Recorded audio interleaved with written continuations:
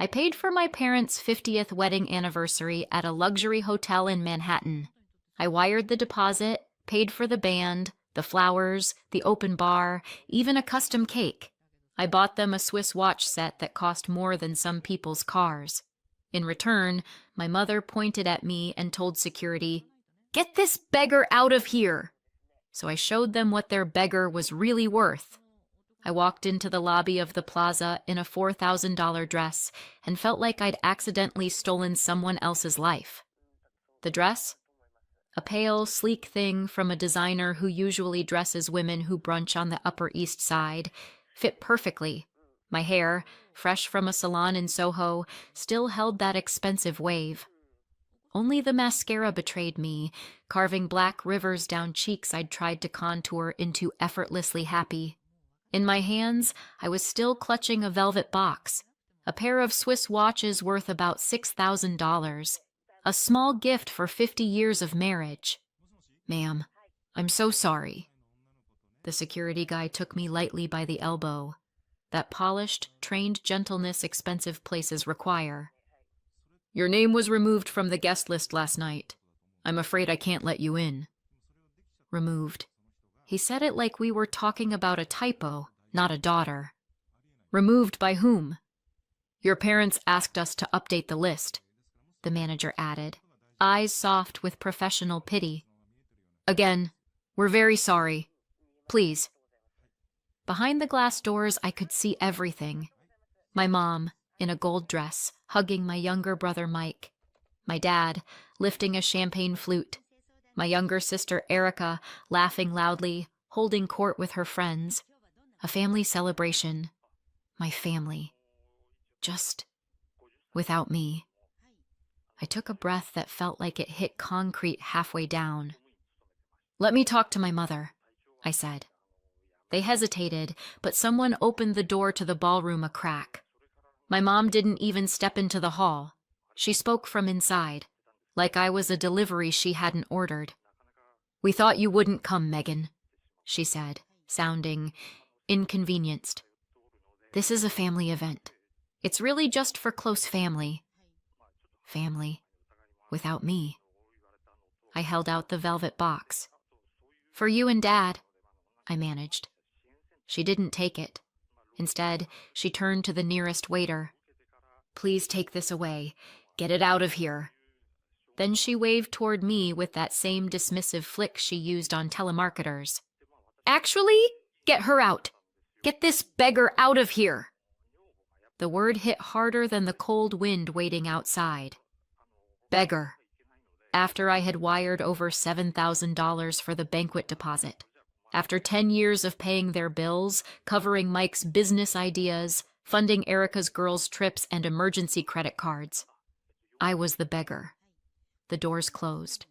The elevator down to the lobby crawled, giving me way too much time to stare at myself in mirrored walls.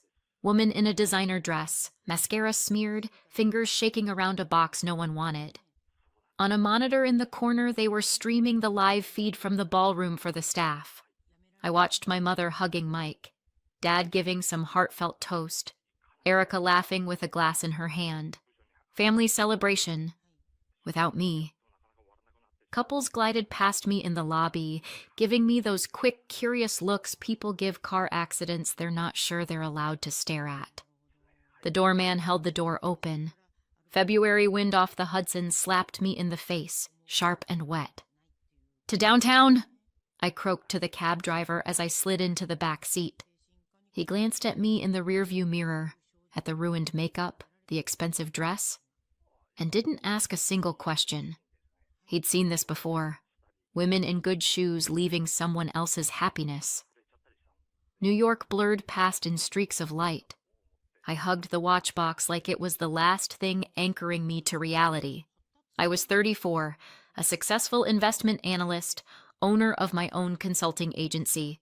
Clients from the Upper East Side and the Hamptons trusted me with millions, and to my own parents, I was a beggar. In my head, their words looped like a scratched record. "I'm not your daughter. You're always on your own, Megan. We have our own." Our own, in their dictionary, never included me.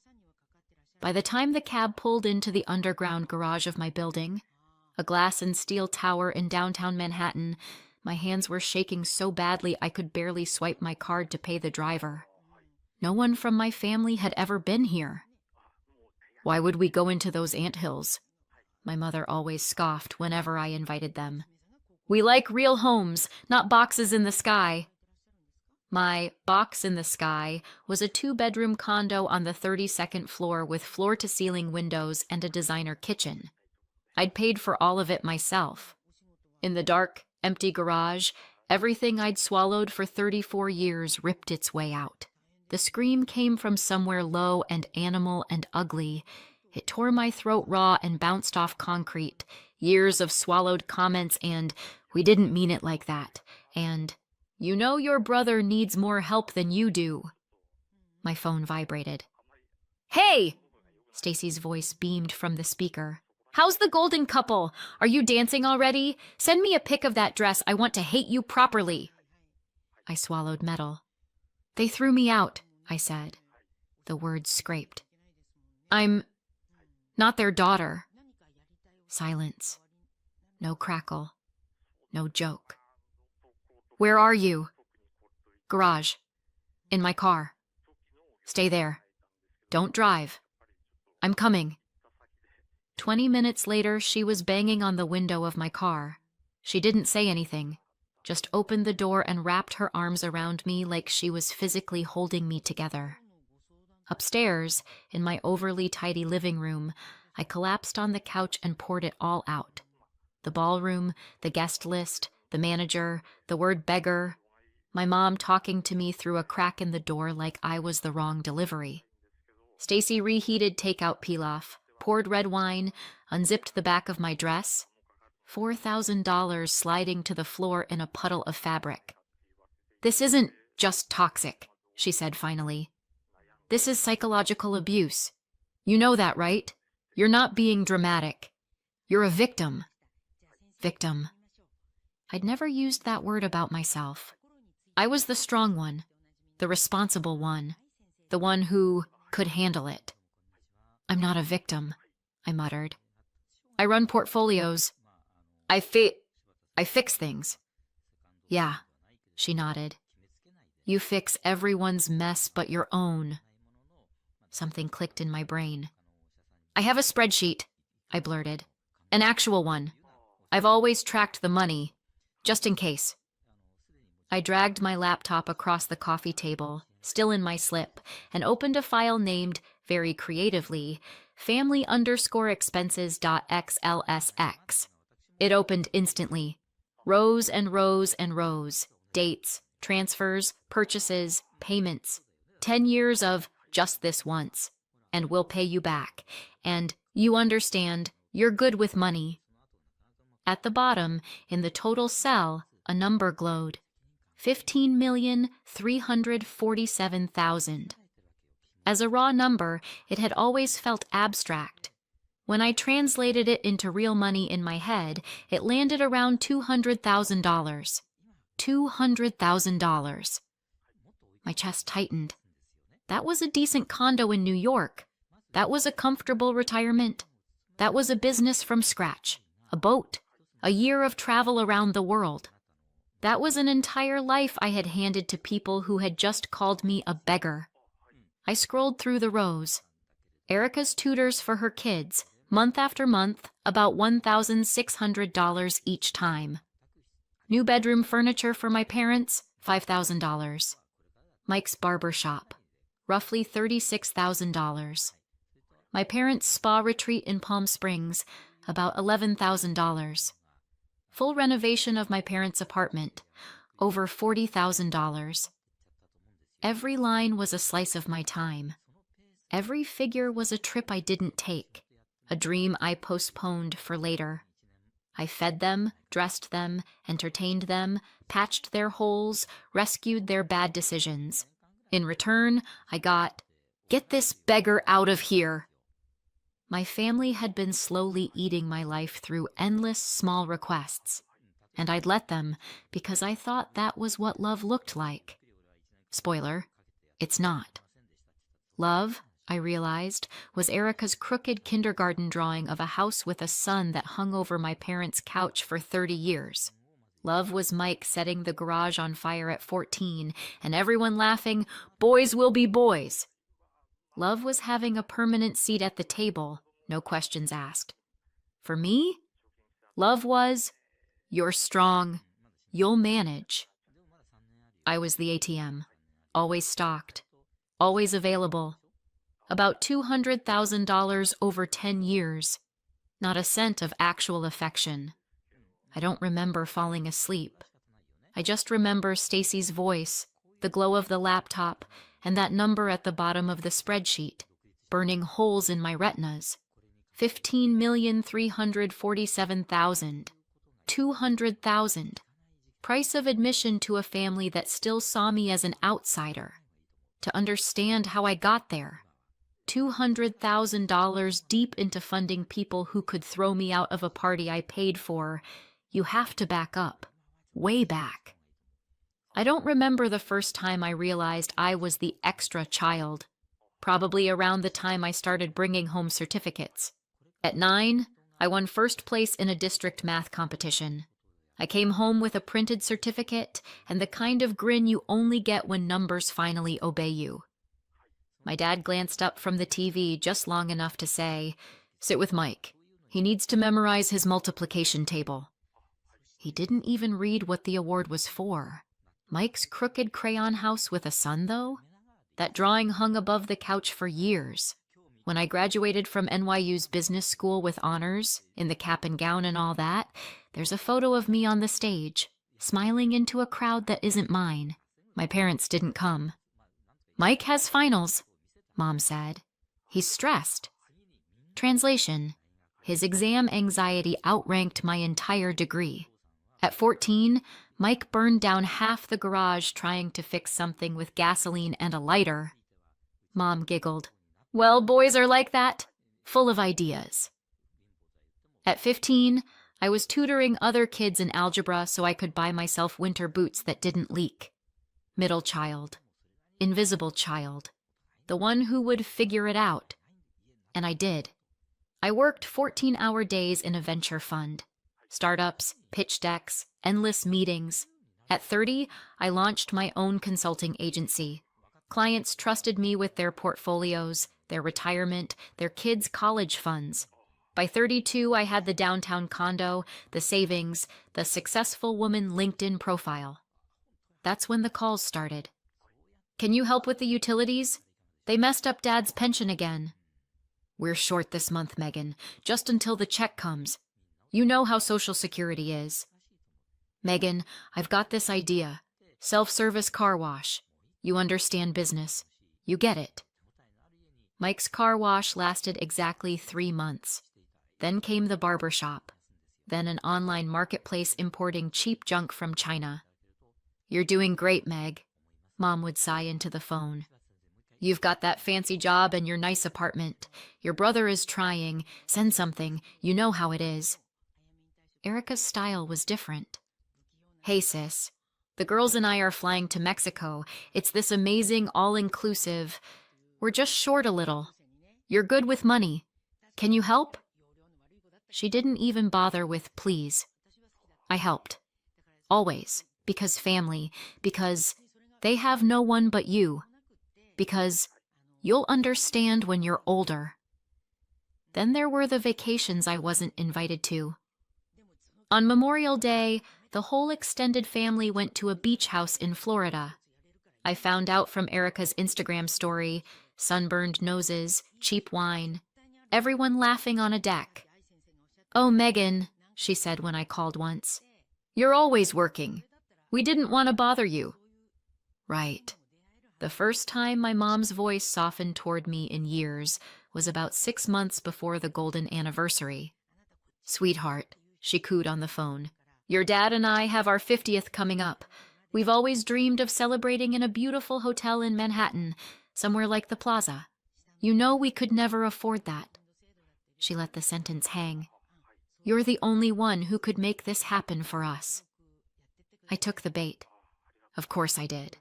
I transferred a deposit of about $7,000. The planner emailed me, all flowers and menus and special anniversary packages. I should have been suspicious when they started ghosting me in the group chat, though. At first, they answered my questions.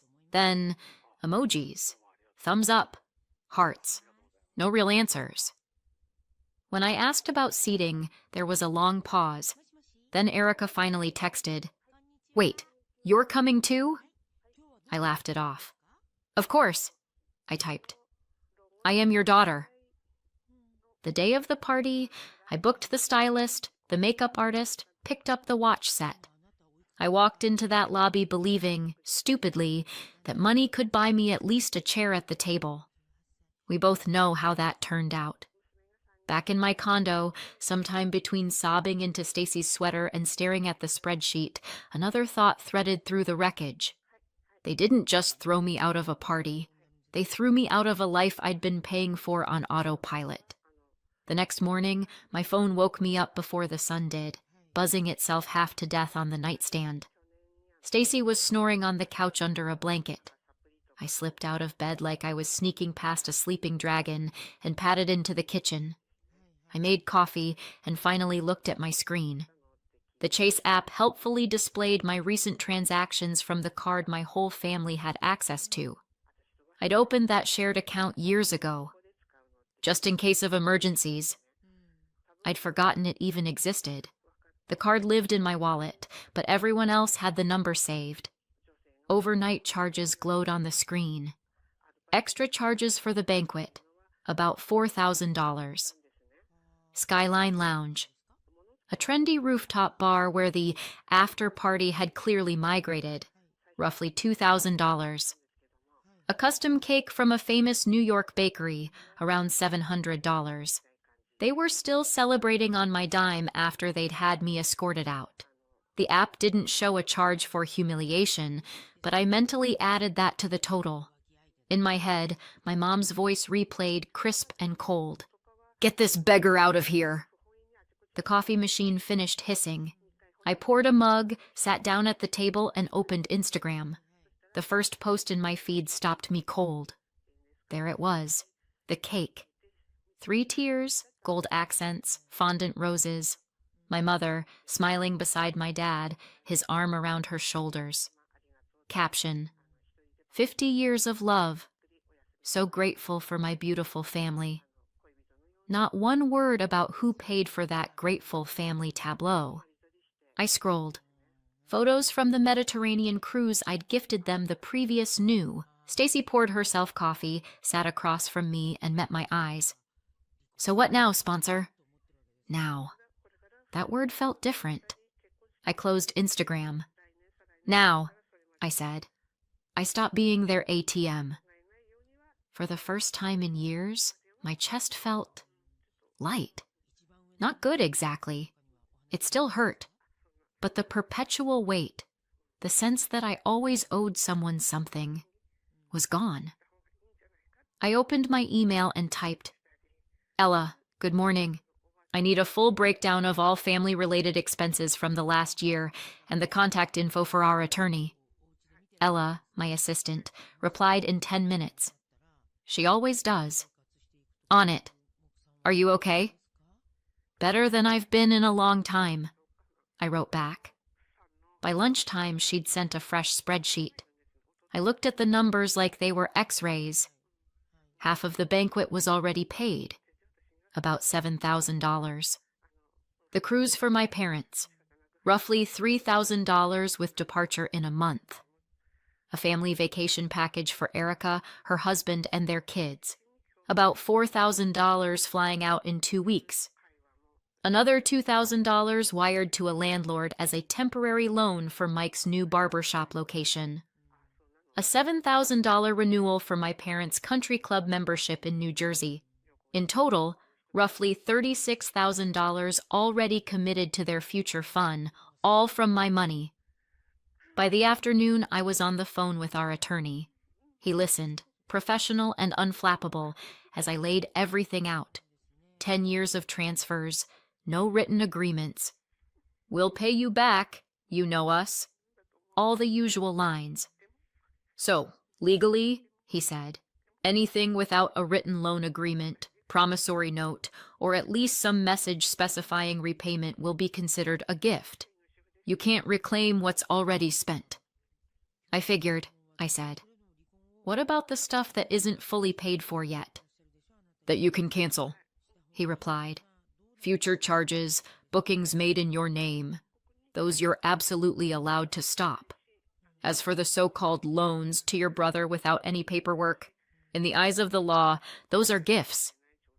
10 years of gifts to people who just called me a beggar. Cute. Thank you, I said. I'll take it from here. Ella called as soon as I hung up. They're going to lose it, Megan, she warned, nerves in her voice. It's going to be a storm. Let them, I said. I'm done living in this insanity. The next 2 hours, I treated my family like a failing portfolio. I built a detailed register by person, year, and type of expense, like internal bank loans. I even calculated opportunity cost, what those amounts would be worth now if I'd invested them instead. By the end, the totals looked like this. Around $200,000 directly spent. Roughly $45,000 in lost investment gains. $250,000. Price of my family. You could have bought a beach house in Florida, Ella murmured when she saw the numbers. Or started a charity. I still can, I said. But first, I have to stop bleeding. I drafted the cancellation emails the same day. The cruise agency. Hi, this is Megan Campbell. I'm canceling the booking under my parents' names. I understand there's a cancellation fee. Please process the refund to my account. Yes, there was a penalty, a few $100s gone. Fine. 95% came back to me. The resort company for Erica's family trip. Cancel the package completely. Actually, keep the penalty out of the total. I'll send my nephews some pocket money directly. They're not to blame. Mike's business loan. Hello, I'm blocking the scheduled transfer to this commercial landlord. This is my final decision. The country club. Please do not renew my parents' membership. Any future billing must go directly to them, not to my card. Then the plaza. Good afternoon. This is Megan Campbell. I paid the deposit for Saturday's event. Of course, Ms. Campbell. We remember you. How can we assist? I'm not asking for the deposit back, I said, but I want to cancel all the additional orders, roughly $4,000 worth. Bill my parents for anything extra, and please transfer my deposit to Harbor Light Children's Hospice, anonymously. A pause. Then, we'll handle it exactly as you requested.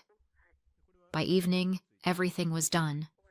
Cruise, canceled. Family resort trip, canceled. Country club membership, gone. Mike's transfer, blocked. Banquet extras, removed. Money redirected to sick kids instead of people who called me a beggar. My phone had 34 missed calls. I turned on an autoresponder. As of today, I am no longer financing family members. All financial obligations are terminated. The shared account has been closed. Then I blocked their numbers. For a week, the silence was oxygen. One night, Stacy came over with a bottle of wine. We sat by the floor-to-ceiling windows looking out over Manhattan's skyline. How are you? She asked. Free, I said. And yeah, it hurts, but I was never their daughter. I was their bank. She raised her glass. Then here's to your Independence Day. The phone started screaming again that night. I muted everything, but the screen kept lighting up, buzzing its outrage onto the nightstand. In the morning, I scrolled through the messages. Mike. You killed my business, you bee! Erica. The kids are crying. They were dreaming about the ocean. How could you do this to them? My father. You're a traitor. After everything we've done for you. I had to laugh at that one. After everything they had done for me? At 7 a.m., someone leaned on the buzzer like the building was on fire. On the video screen by my door, My whole family stood huddled together. My mother, father, Erica with her kids, and Mike. In a building with 24/7 security, this kind of crowd was unusual. The concierge had already called up, confused. I told him to let them come up. They didn't wait for an invitation when I opened the door. They barreled in and arranged themselves in the hallway like an angry semicircle. A furious little committee. "You've lost your mind," Erica started. "You've ruined my kid's vacation. We're a laughingstock now." Mom flung her hands in the air. "I had to call everyone and explain that my daughter had some breakdown. I invested in that space." Mike jabbed a finger at me. "Signed contracts. You're destroying my business." My dad just stared for a long moment, then barked, "You will fix this. Right now. We raised you, remember?" I looked at them. At my mother in the mink coat I'd bought her. My father in the expensive glasses I'd given him for his last birthday. Erica's children in the high-end clothes I'd paid for as little surprises. "No," I said. One word. The hallway went still. Then they exploded. "Hysterical! We'll take you to court. We fed you, clothed you, gave you everything. You owe us for life," Dad shouted over all of them. "If you don't change your mind right now, you are no longer our daughter." I almost laughed. "And exactly when was I ever your daughter?" I asked quietly. I turned, walked into the living room, and opened my laptop. They followed, still shouting. I spun the screen around. "This," I said, tapping the spreadsheet, "is 10 years of my life. Totals, broken down by year and name. Here, about $200,000 spent on you in the last decade. And here, roughly $36,000 I canceled yesterday. Dates, amounts, recipients, purposes. These aren't emotions. These are facts." "You're ripping everything out of context," my mother squealed. "We never meant to hurt you." "It was stress," Dad added. "Every family goes through tough times." "Mom," I interrupted, "did you forget what you said when I came to your anniversary?" She fell silent. I didn't. "You looked at me," I said, "and you told them, 'Get this beggar out of here.'" The room froze. Erica and Mike stared at the floor. My mom's hands were trembling. Tears gathered at the corners of her eyes. Once upon a time, those tears would have sent me running to the bank to transfer money, fix something, carry something, bail someone out. Now I just felt tired. "From this day," I said, my voice flat, "there will be no more transfers, no more loans, no more surprise gifts. Erica, Mike, you're both capable adults. You can work and support your own families." My father hissed like a cornered cat. "You'll regret this." "No," I replied. "For the first time in my life, I have self-respect. That's worth more than your 'you'll regret it.'" My mother clutched her chest, going for drama. "You're abandoning your family, acting like you're better than us." I tilted my head. "When you had security escort me out of your party, what did people think I was? A server who walked into the wrong ballroom? Because you sure didn't introduce me as your daughter." They shuffled out eventually, single file, not looking at me. The door slammed. I stayed by the window, staring at the gray little courtyard between the neighboring buildings. Inside, there was no familiar crack where my energy constantly leaked out. For the first time in years, I felt intact. I waited for the tidal wave, the sobbing, the panic, the guilt. Instead, a different feeling rolled in, like someone had finally taken off a heavy, wet coat I'd been wearing since childhood. Space, air, the ability to breathe. My phone pinged. A text from Liz, my cousin, someone I hadn't spoken to in 5 years. "I know everything. I'm sorry I stayed quiet so long. I'm proud of you. You're strong." It was the first message in years that didn't smell like a demand or a guilt trip. The backlash took about 8 months to fully hit. First wave, flying monkeys. That's what my therapist, Dr. Karen Lewis, a soft-spoken woman in her 60s with steel-strong boundaries, called relatives who suddenly remember you exist when you stop paying. Every Wednesday, I sat in her office and untangled the same themes. "You're not an ATM, Megan," she would remind me. "You're a person. You're allowed to exist without constantly overserving others."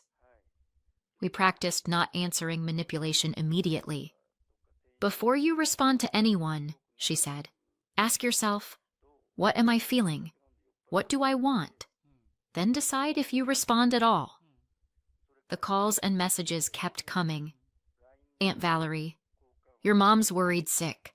Her blood pressure is through the roof. Do you really want to do this to her?" A family friend. "Maybe you overreacted a little? You know your parents love you." Even an old professor from NYU somehow dragged into the drama. "You can't treat your parents this way, Megan. Family is sacred." My answer was always the same. Polite, clear. "If you were silent when they humiliated me, please don't expect explanations from me now. I'm not available to help. I wish you well." No justifications, no essays, no back and forth. Second wave, reality. Without my money, things in my parents' world started to crack. They sold their house upstate. There was no one to pay for maintenance anymore, my cousin Liz later told me. They moved into a small one-bedroom apartment in Queens. Mike shut down his latest LLC. Debt collectors started calling. For the first time in her life, Erica took out a loan in her name for a new kitchen. My photos quietly disappeared from family albums. In the big family group chat, it was as if I'd never existed.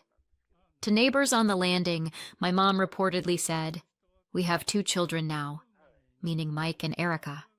The family I'd been chasing my whole life had always been made up.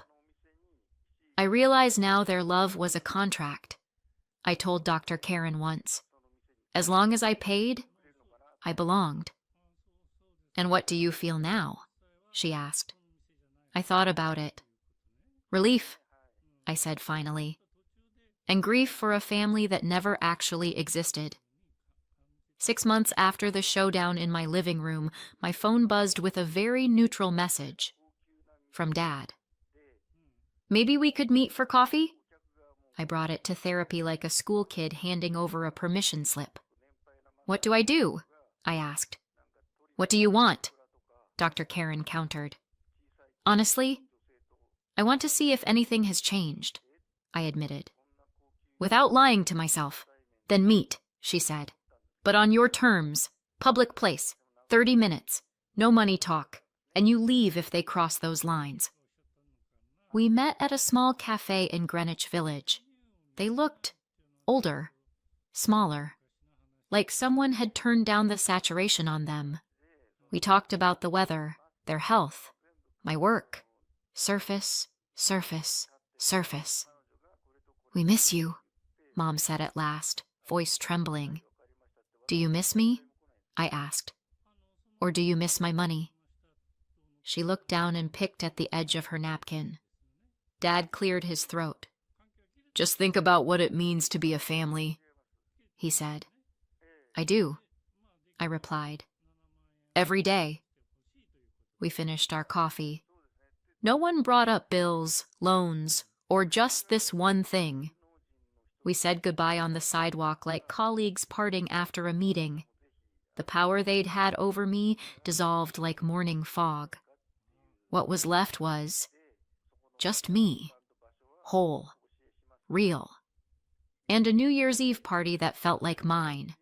Not a $1 million ballroom, a simple walk-up apartment in Brooklyn at my friend Gina's place. IKEA string lights taped along the walls, the smell of clementines and cheap sparkling wine. Laughter that didn't have an agenda. I'd also stopped being bled dry. Turns out, when you're not bankrolling multiple households, your business has room to grow. Without the constant financial hemorrhage, I opened a second office in Chicago, hired two brilliant young analysts, Katie and Tony, gave an interview to Bloomberg about how to stop losing money on toxic family ties.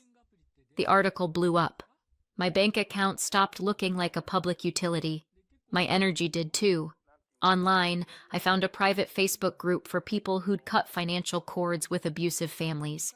There was Gina, who'd been paying her parents' mortgage while renting a room for herself. Sam, whose older brother kept investing his money into the latest get-rich-quick scheme. Cassie, supporting a mother who spent everything on psychics. We met for dinner once a month. No judgment. No advice unless asked. Just people sharing stories over pasta.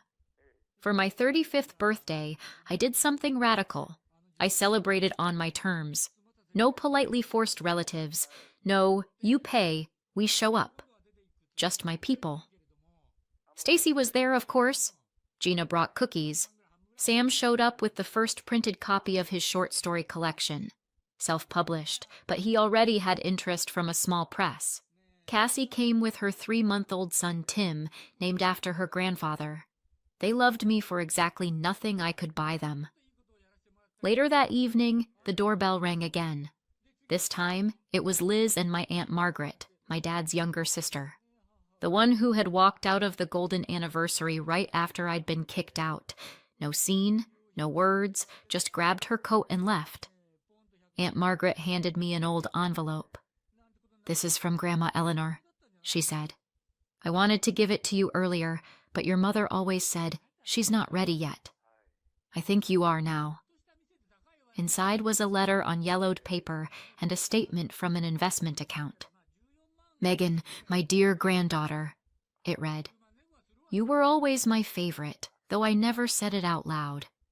I knew you wouldn't break. The others needed my daily support.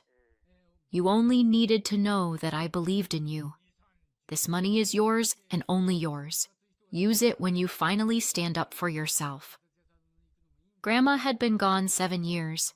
In that time, about $200,000 had quietly grown in that account. While I was learning to choose myself, that money had been waiting for me. By then, the place upstate was already gone. They'd sold it when there was no one left to pay for the upkeep. They squeezed deeper into that one bedroom in Queens. Mike shut down yet another business, blaming everyone but himself. Erica's perfect kitchen came with payments and interest. Her first taste of a reality I'd been shielding her from for years.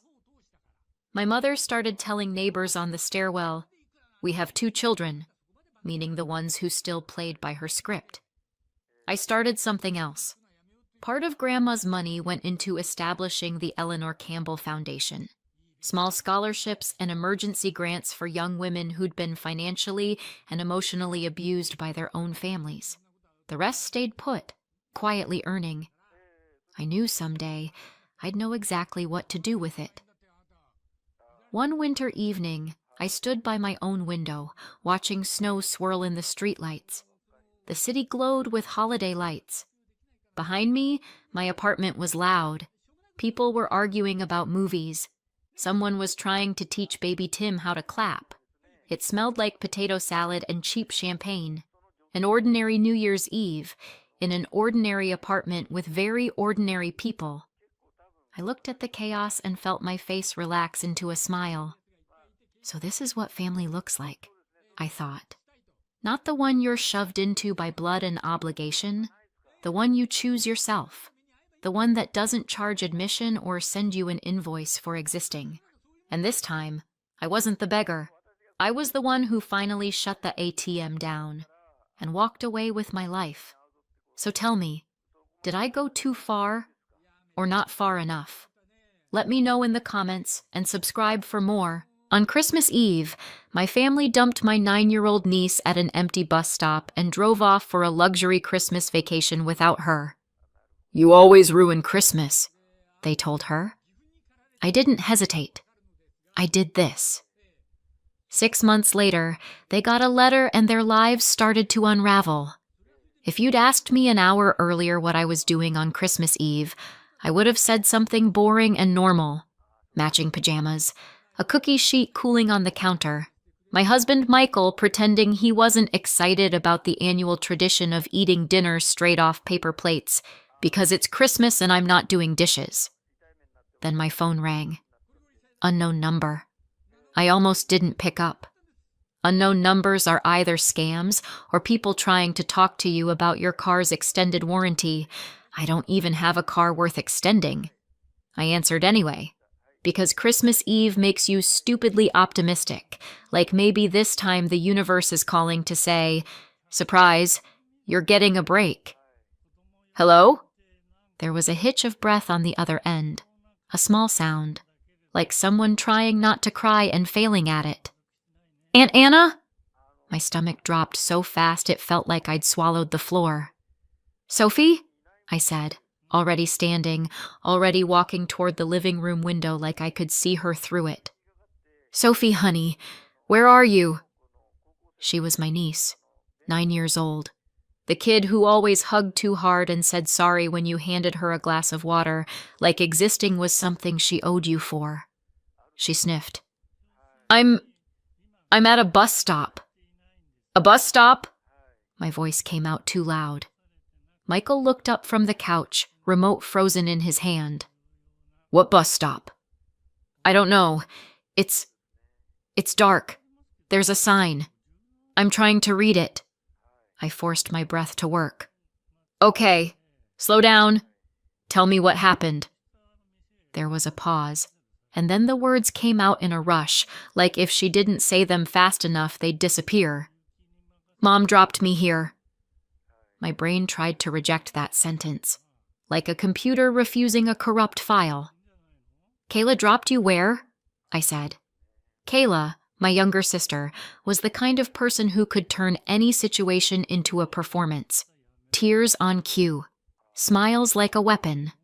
Her favorite role was the misunderstood mom who deserves more help. At the bus stop, Sophie whispered, like I was the one being slow. They said I have to take the bus home. Who's they? All of them, she said, and her voice cracked. Mom, Brendan, Grandma and Grandpa, Harper and Liam. My parents. Kayla's husband, Brendan, Sophie's stepdad, and Kayla's 2 younger kids, Harper and Liam, who got treated like the second coming of baby Jesus, even when they were pulling ornaments off the tree and licking them. All of them were in the car, Sophie said. They were laughing. The room got too quiet around me, like the air had been sucked out and replaced with static. Sophie, I said carefully, why are you at a bus stop? She took a shaky breath. They said I always ruin Christmas. My hand tightened around my phone. What? They said I always ruin Christmas for everyone, she repeated, and the way she said it, like she was trying to accept it as fact, made something hot and sharp rise up behind my ribs. Mom said I ruined it, and they told me to take the bus home and spend Christmas alone. I blinked hard. Alone? There's nobody home, she said. They said I can use my key. I could hear the wind on the line, the hollow emptiness of wherever she was. My mind made pictures it had no business making. Dark road, empty bench, a bus stop light buzzing like something out of a horror movie. How are you calling me? I asked, because it didn't make sense. Sophie didn't have a phone. Kayla claimed she didn't believe in kids being glued to screens, which was hilarious, since Kayla was surgically attached to hers. A lady let me use hers, Sophie whispered. I remembered your number.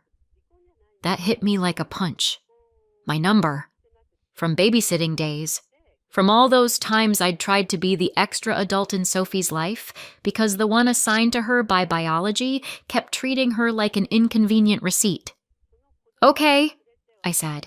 Stay with her. Stay right there. Do you see a store? A building? Anything?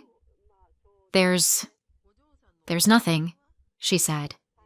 Just a road, and a sign, and a bench. Read me the sign. She sniffed and mumbled, then tried again. It says Pine something. Pine Ridge? And Route 16? I pulled up maps with shaking fingers. My eyes flicked wildly across the screen. Pine Ridge. Route 16. My phone offered me 3 Pine Ridges, and none of them were places you wanted a 9-year-old waiting alone.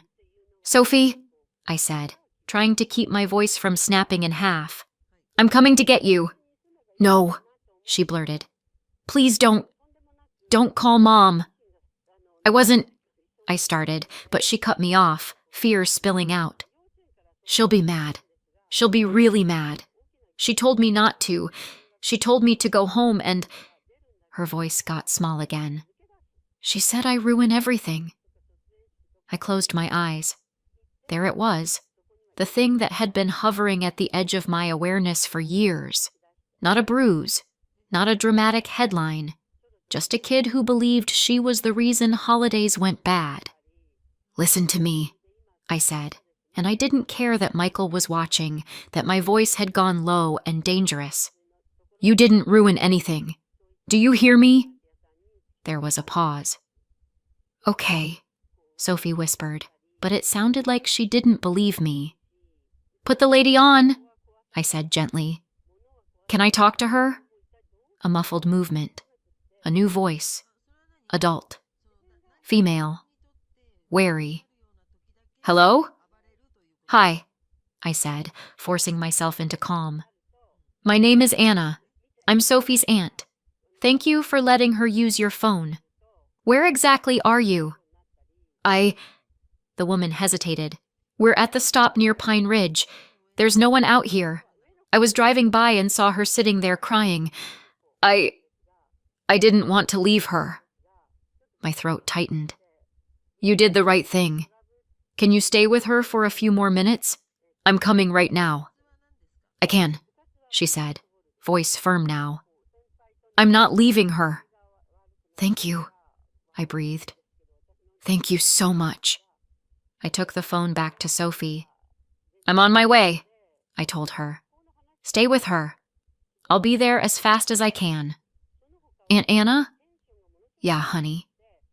Am I bad? She whispered. I swallowed hard. No, I said. You're not. And then I hung up, because if I stayed on the line any longer, I was going to say something that would make Michael snatch my keys out of my hand and ground me like a teenager. Michael was already standing. Where is she?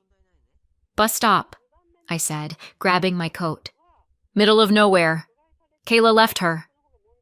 Michael's face did something complicated and ugly. He didn't ask if I was sure. He didn't say maybe there's a misunderstanding. He didn't offer a calm, reasonable alternative like, let's wait and see. He just said, I'm coming. I'm driving, I snapped automatically. Fine, he said. Then I'm navigating, and I'm bringing a blanket. He moved fast. Not frantic, not flailing, just purposeful. Like the moment he understood a child was alone, something in him clicked into place. We were out the door in under 2 minutes. Cookies forgotten. Christmas music still playing in the living room like a cruel joke. In the car, my hands were tight on the steering wheel, knuckles pale. Halfway there, my phone buzzed. Kayla.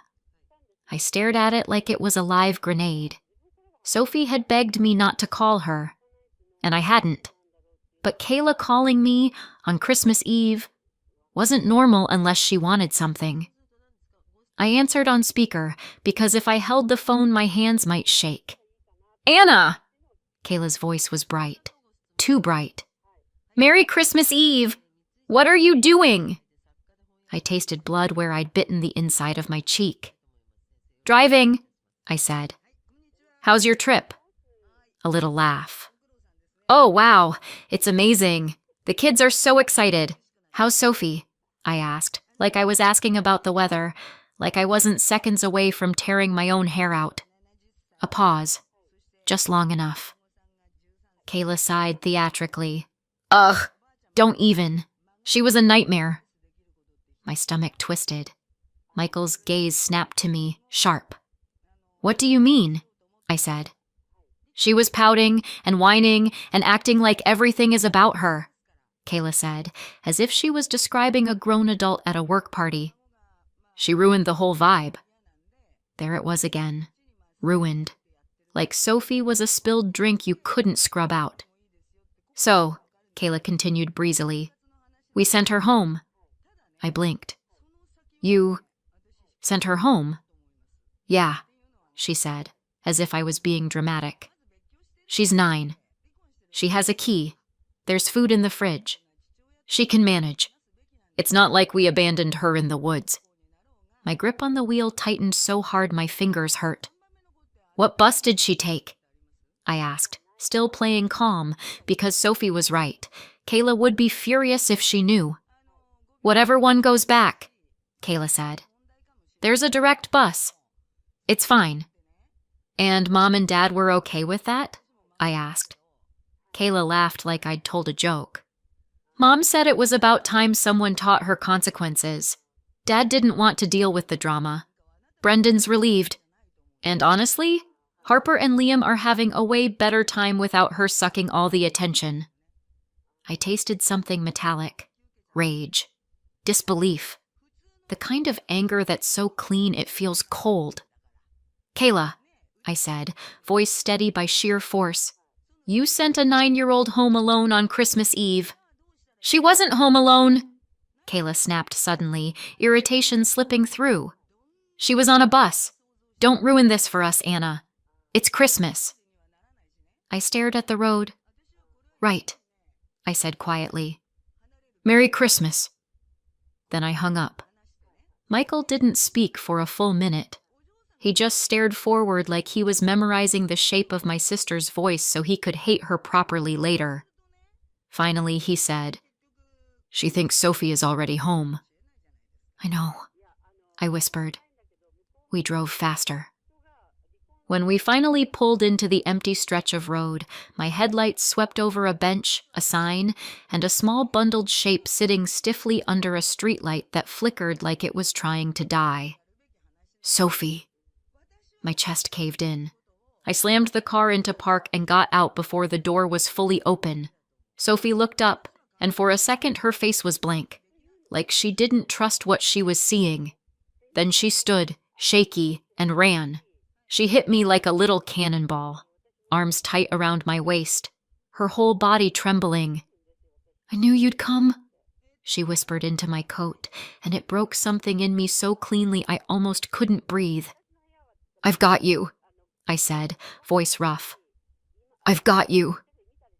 Behind her, the woman who'd lent the phone stood with her arms crossed, jaw tight like she'd been ready to fight anyone who showed up and didn't have good intentions. Thank you, I told her, eyes stinging. She nodded once. Don't thank me. Just don't leave her there again. I won't, I said, and for the first time that night, I meant it like a vow. In the car, Sophie sat wrapped in the blanket Michael had brought. She stared at her hands like they didn't belong to her. You're spending Christmas with us, I said, keeping my voice light, like this was the plan all along. Okay? Sophie's eyes flicked up. But, Mom said... I don't care what she said, I cut in, immediately softening when Sophie flinched. Sorry, You're with us tonight. The rest of the drive was quiet. Sophie's breathing gradually slowed. Her shoulders unclenched a fraction.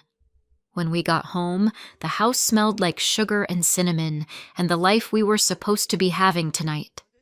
We got Sophie warm. We got her fed. We got her settled on the couch with a blanket and a mug of cocoa she held with both hands like it was keeping her upright. And then, in the soft quiet of our living room, she said it again.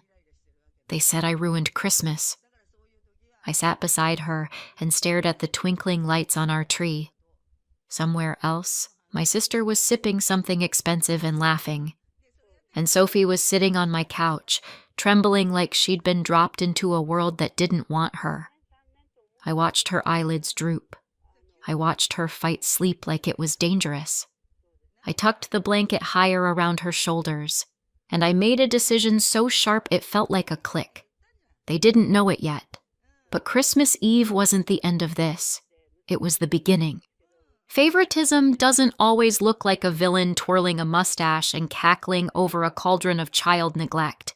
Sometimes it looks like a family photo where you're always the one told to move to the side so the little ones can be in the middle. Sometimes it's a birthday cake with candles you blow out alone because your sister is too tired, but somehow has enough energy to open her presents first. Sometimes it's being 13 and standing in the hallway in socks while your parents take your younger sister out for ice cream because it's more for younger kids.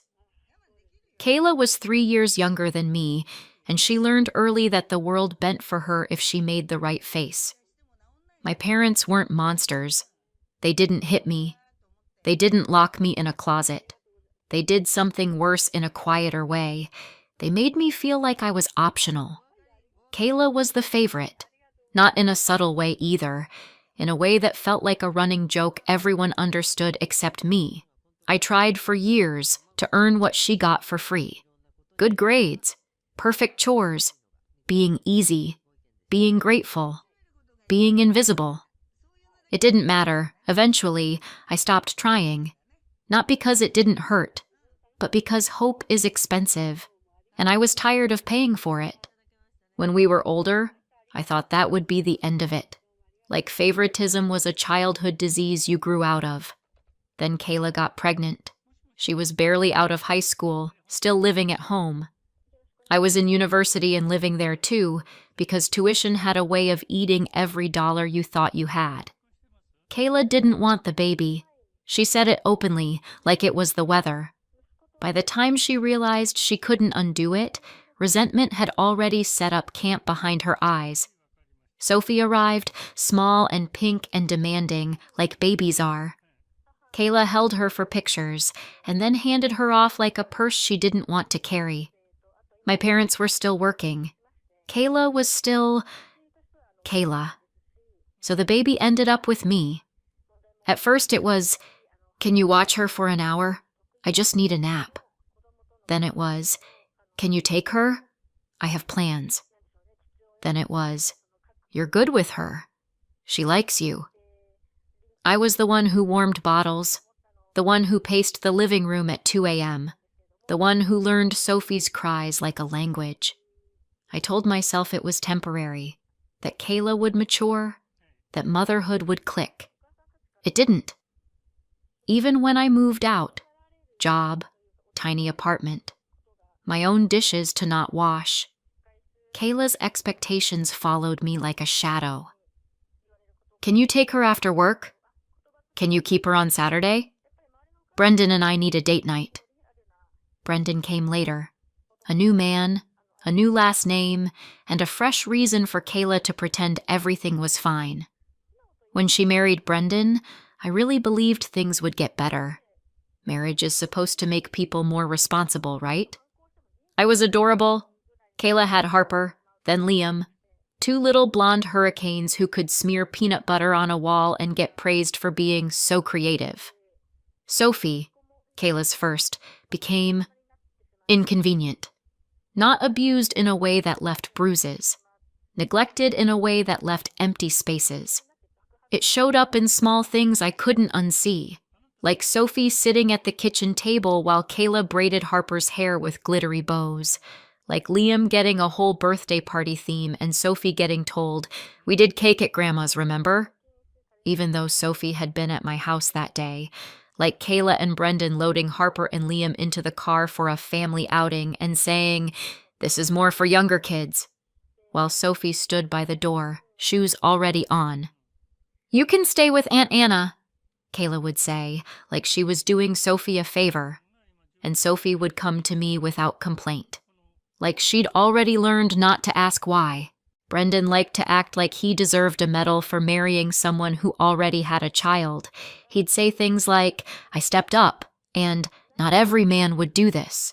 as if Sophie was a stray dog he'd adopted for good karma, and Kayla ate it up. I never heard Brendan call Sophie my daughter. Not once. I heard him call her Kayla's kid plenty. Sophie, meanwhile, called me for everything. For scraped knees, for nightmares, for spelling homework, for the kind of comfort you seek from the adult you trust. I didn't tell her bad things about her mom. I didn't have to. Kids aren't stupid. They know who shows up. 6 months before Christmas Eve, everything shifted. It was a family dinner, one of those sticky sweet nights where everyone pretends they're fine because there's pie and witnesses. Some relatives were visiting, the kind Kayla performed for. Sophie was quiet all evening. Not peaceful quiet. Held in quiet. Kayla was in full show-off mode, talking about the kids and how blessed she was, like motherhood was a hobby she'd mastered. Someone made a comment, something harmless like, "You're such a great mom." Kayla beamed, and Sophie, small voice, big truth, said from her seat, clear enough for everyone to hear, "I wish Aunt Anna was my mom." The table went dead. Kayla's smile froze in place. Brendan's face tightened. My mom's fork paused midair like it forgot what it was doing. Kayla let out a laugh that was way too loud. "Sophie, don't be silly." Sophie didn't laugh. She just looked down at her hands and said, even quieter, "I want to live with her." Kayla's glass hit the table with a sharp click. Later, after the relatives left and Sophie had been hustled out of the room, Kayla cornered me in the kitchen. "What did you tell her?" she hissed. "Nothing," I said, because it was the truth. "Kayla, she said that because you're in her head," Kayla snapped, cheeks hot with humiliation. "You've been filling her with lies." "I haven't." "You're not seeing her anymore," she said, that brittle, responsible mother tone sliding into place. "No more babysitting, no more special time, no more whatever this is." I stared at her. "Kayla, she loves me." Kayla's mouth twisted. "She embarrassed me in front of everyone." There it was. Not concern for Sophie, not heartbreak, embarrassment. After that, I saw Sophie only at family gatherings, holiday dinners, birthdays, anything Kayla couldn't avoid without people asking questions. Sophie would still run to me, arms flung wide, desperate like she was trying to store me up for later. Kayla hated it. I could see it in the way her jaw tensed, in how she'd call Sophie over with a sharp, "Sophie, come here!" And because I wasn't allowed to babysit anymore, the solution Kayla landed on was, predictably, convenient for Kayla. She started leaving Sophie home alone. "She's 9, Kayla would say, like that was a magic shield against being a bad parent. "She's fine. She has food. She can entertain herself." Meanwhile, Kayla and Brendan would take Harper and Liam out for kid stuff. Museums, holiday light shows, gingerbread houses at fancy places where you paid $12 for hot chocolate. Sophie stayed home, left out of her own family, watching the clock, waiting for footsteps that didn't come. I saw it happening. I hated it, and I didn't know what to do that wouldn't make it worse. There were no bruises, no broken bones, no obvious headline, just a child being quietly taught she didn't belong. So I waited, hoped, told myself, surely Kayla will grow up. Surely Mom and Dad will notice. Surely someone will stop this. Christmas Eve proved how wrong I was, because leaving a 9-year-old home alone was one kind of abandonment. Dumping her at an empty bus stop in the middle of nowhere, that was something else. And the thing about patterns is, when people keep getting away with them, they escalate. Kayla thought I'd step aside like I always had. She had no idea what I was about to do. Sophie fell asleep on our couch with her fists clenched in the blanket. Michael sat across from her, quietly furious. I stood in the kitchen with my phone in my hand, replaying Sophie's voice. "I always ruin Christmas, and Kayla's..." It's not like we abandoned her in the woods. When Sophie woke up, she looked around like she didn't trust the room. Then she saw me, and her shoulders dropped. "Aunt Anna?" "I'm here," I said. She swallowed. Can I live here?" I opened my mouth, and nothing came out. Because "I want you to" isn't a legal plan. Sophie's eyes filled. "I don't want to go back," she said quickly, like she was racing against someone taking the words away. "Ever!" I stepped into the kitchen and lowered my voice. "I'm not sending her back." Michael didn't argue. He just said, "Tell me what you need." I swallowed. "A plan." I picked up my phone and stared at the name I hadn't called in months. Ms. Reed. Not my attorney, technically. Not yet. A lawyer friend I trusted. The kind of person who didn't sugarcoat reality and didn't panic when other people panicked. It rang twice. "Anna?" Ms. Reed answered, voice brisk. "Is everything okay?" "No," I said. "I need 10 minutes of your brain on Christmas Eve." A pause. Then, "Okay, talk." So I did.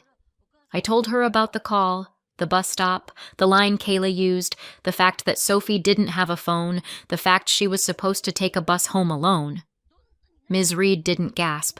She didn't say, "Are you sure?" like I was making it up for attention. She said, "Do you know if buses were even running?" I froze. Check," she said.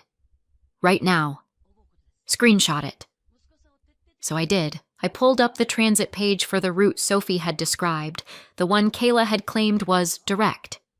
And there it was, in cheerful holiday font. No service. Christmas Eve. Evening. My stomach turned over. There hadn't been a bus. Not at that time. Not out there. They hadn't sent her home. They had left her. I heard myself inhale sharply, like the air was suddenly colder. Ms. Reed's voice came through the phone. "Anna?" "No buses," I said, voice flat. "There were no buses." "Okay," Ms. Reed said, and her tone shifted, still calm but steel underneath. "That's important. Now listen. Document everything. And you need to report this. Police and CPS." My heart pounded. "Tonight?" "Tonight," she confirmed. "And Anna, do not get pulled into a family fight. Keep your communication clean. Stick to facts. Let the system do its job." I stared at Sophie again. She was rubbing her eyes, small and exhausted. "Okay," I whispered. After that, we moved fast. Not dramatic, not screaming, just decisive. I went to the police station first because it was open, and because my hands needed to do something real. I gave a statement to an officer whose name I didn't catch because I was too busy trying not to explode. I told the truth. All of it. The phone call. The location. The ruined Christmas line. The no bus confirmation. Then I called CPS and made the report, answering questions that made my stomach twist because saying the words out loud made them more real. Yes, the child had been left alone. Yes, the guardians had left town. Yes, the child was safe with me now. Yes, I could keep her safe. I hung up and felt like I'd stepped off a cliff. Sophie slept in our guest room that night. Michael put a nightlight in there without a word. I didn't sleep. I lay in bed staring at the ceiling, replaying every moment I'd ever dismissed as not my place. For the next 4 days, I kept waiting for the call. Not the angry one, not the performative one, the panicked one. The one that starts with, "Where is she?" The one a normal parent makes the second they realize their kid isn't where they left her. It never came. Day 1, nothing. Day 2, nothing. Day 3, still nothing. Sophie was in my house, eating, showering, whispering apologies when she didn't need to, while her own family enjoyed their vacation like they hadn't left a 9-year-old behind. On day 4, my phone rang. Kayla. I let it go to voicemail. Her message came through sharp and rattled, the holiday cheer gone like someone had flipped a switch. Anna, call me. Sophie isn't here. She's not at the house. Do you know where she is? Not, is she okay? Not, did something happen? Just, where is she? Like Sophie was a missing purse. I called Ms. Reed. She told me, do not answer her directly. Let CPS handle this. Not long after, Ms. Levis, the CPS worker assigned, called and confirmed what I already felt in my bones. A case was open. Placement was being discussed. Interviews were coming. And yes, Kayla would be contacted. Not by me. By the consequences she'd tried to dodge. For a couple of days after that, Kayla didn't suddenly turn into a worried mother. She turned into what she always was when she felt cornered. Loud. When she finally learned Sophie was safe with a relative, the switch flipped. It wasn't panic. It was outrage. Accusations. Dramatic language. The kind of anger that's less about Sophie and more about control. Messages started coming in, one at a time, spaced out just enough to feel deliberate. What did you do? You had no right. You're trying to ruin my life. You're turning my daughter against me. I didn't answer. Then there was silence. Not the peaceful kind. The kind where you can almost hear someone recalculating. A few days later, Kayla's tone changed again. Not softer, just colder. A message came through, shorter and sharper.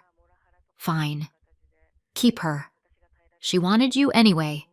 And then another, because she couldn't resist twisting the knife. Don't come crying to me when you can't handle her.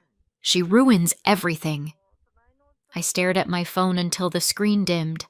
Ms. Levis scheduled calls and meetings. Kayla missed one. Brendan missed another.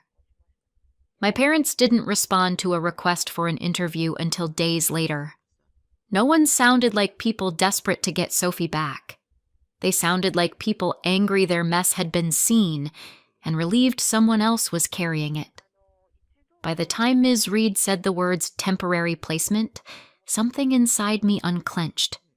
Sophie was still here. Legally here. Ms. Reed's voice stayed calm when she said, if you want this to be permanent, we start that process. You'll need to be ready. I looked at Sophie that night, curled on our couch, focused on a cartoon like it was teaching her a language called safe. I'm ready, I whispered. I'd been raising her in all the ways that counted for years. I loved her like she was mine, and I wasn't going to keep living on borrowed time. Kayla still thought this was a tantrum I'd get over. She had no idea what was coming, because 6 months later, they would get a letter, and overnight, the people who couldn't wait to be rid of Sophie would become desperate to take her back. 6 months later, things were almost quiet. Not healed quiet. Not we're a family again quiet. More like the kind of quiet you get when someone stops fighting because they've decided they don't care enough to keep swinging. Kayla missed calls.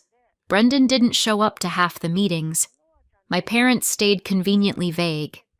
Paperwork moved forward without drama, which, if you've met my family, felt suspiciously close to a miracle. I started letting myself think it. Soon, she'll be mine on paper too. Then Ms. Reed called me and said, Anna, come to my office, today. No greeting, no joke. Just that tone lawyers use when they don't want you to panic until you're sitting down. By the time I got there, my stomach had already decided we were in trouble. Ms. Reed didn't waste time. She shut the door, handed me a copy of a letter, and said, Your sister and your parents received this. I looked down. Estate attorney letterhead, formal wording. The kind of envelope that doesn't show up unless someone died or something expensive changed hands. Ms. Reed tapped one paragraph with her pen. Read that. I read it once, then again, because my brain didn't want the words to mean what they meant. A trust, a minor child, Sophie's name, and a number so large it made my mouth go dry. For a second, the normal reaction tried to kick in. That's incredible. That's life-changing. But it didn't feel incredible. It felt like someone had just tossed a lit match into the middle of everything I'd fought to stabilize. Ms. Reed watched my face. Yes, she said quietly. It's real. I didn't even hear my own voice when I asked. They know? They were notified, she said. Which means... She paused, just long enough for the dread to fully bloom. This may be the moment they suddenly decide they want Sophie back. And that's when I understood why the last few months had been so easy. They weren't done. They were just waiting for a reason. The next afternoon, Ms. Reed called. No greeting, no warm-up. They retained counsel, she said. My throat went dry. Kayla, and Brendan. What are they asking for? I said, even though I already knew. Ms. Reed exhaled. Immediate reunification. They're claiming you manipulated Sophie. They want her returned. I let out a laugh that wasn't humor so much as disbelief escaping my body. Returned, I echoed. Like a package. Yes, Ms. Reed said. Like that. 2 days later, a letter arrived at my house. Clean letterhead, clean language, dirty intentions. I read it once, then again. Then I set it down very carefully, like paper could bite. Sophie didn't need to see the letter to know something shifted. She looked up from the kitchen table, saw my face, and went still. Are they coming? She whispered. I crouched beside her chair. You're safe, I said. Okay, she nodded like she wanted to believe me, like belief was something she had to practice.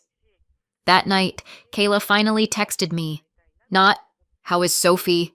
Not, I'm sorry. A performance. You stole my daughter. You poisoned her against me. I want her home. I didn't reply. If I replied, I'd say what I really thought, and Ms. Reed would have to bill me for arson. The next day, another message. We'll see you in court. And then my mom left one voicemail, and it sounded like she'd rehearsed it. Anna, this has gone too far. Sophie belongs with her family. I listened to it twice, waiting for the part where my mother remembered Sophie was a child. It didn't come. Ms. Reed moved like a machine after that. She printed everything. Screenshots, reports, notes, missed meetings. She stacked Kayla's words in neat rows where no one could pretend they were misunderstandings. Fine. Keep her. She wanted you anyway. Don't come crying when you can't handle her. She ruins everything. Ms. Reed tapped the papers. This is why I told you to keep receipts. My hands were cold. What if the judge believes her? Ms. Reed didn't blink. Kayla wrote her motive down. She just didn't realize she was doing it. On the day we went in, Sophie stayed home. I didn't want her sitting in a room where adults argued about her like she was property. She'd had enough of that for a lifetime. Before I left, she grabbed my sleeve. Do I have to go back? She asked, so quiet it barely counted as a voice. I crouched and looked her in the eyes. No, I said. Not if I can stop it. That was the whole point. The hearing wasn't a movie. No speeches, no gasps. Just Kayla in her best, concerned mother costume. Brendan acting like he'd always cared. My parents looking wounded, and Ms. Reed, calm and relentless, letting Kayla's own messages do the damage. Kayla tried to paint me as obsessive. Ms. Reed slid forward the screenshot where Kayla told me to keep Sophie. Kayla tried to claim she'd always been involved. Ms. Reed pointed to the no-shows, the missed calls, the 4-day silence where nobody even noticed Sophie was gone. Kayla's face tightened when she realized the story wasn't "my sister stole my child." It was, "I didn't want her until she became valuable." The decision came later, on paper. An envelope, a court order, dry words that changed everything anyway. Ms. Reed called me first. "Anna," she said, voice softer than usual. "It's done." When I got home, Sophie was in the hallway watching my face like it was the only answer that mattered. I didn't make her wait. I knelt down and nodded. Her breath hitched. She didn't smile. Not right away, like she didn't trust happiness to stay. Then she threw her arms around my neck and sobbed like her body had been holding its breath for 9 years. "I'm staying," she choked. "You're staying," I said into her hair. "You're home." And all I could think was, so this is what it looks like when people try to buy back what they threw away. Too late. A year later, the house is still the same on the outside. Inside, it isn't. Sophie has her own room now, hers, not for now. The adoption is final. The court order is final. And no, Kayla doesn't get visitation. Brendan doesn't either. Neither do my parents. Sophie made her position clear, repeatedly, and for once, the adults in charge listened. Then the trust paperwork landed. From the estate of Sophie's biological father's mother, a woman Sophie had never even met. Not a rumor. Not a nice little inheritance. $1,100,000. It's locked in a trust for Sophie, and I'm the trustee. So no, we didn't blow it on a new car or a bigger house. It goes where it's supposed to go. Therapy, school, stability, medical care. Everything Sophie should have had without needing a court order to get it. As for Kayla, I cut them off completely. Blocked numbers, filtered emails. No contact. I heard through relatives that the story got out and it got ugly for them. Turns out abandoning a kid on Christmas Eve doesn't come with great social reviews. Sophie's safe. She's steady. She's finally living in a home where love isn't something you earn by being small and silent. So tell me, did I go too far? Or not far enough? Leave a comment. And if you want more stories like this, hit subscribe.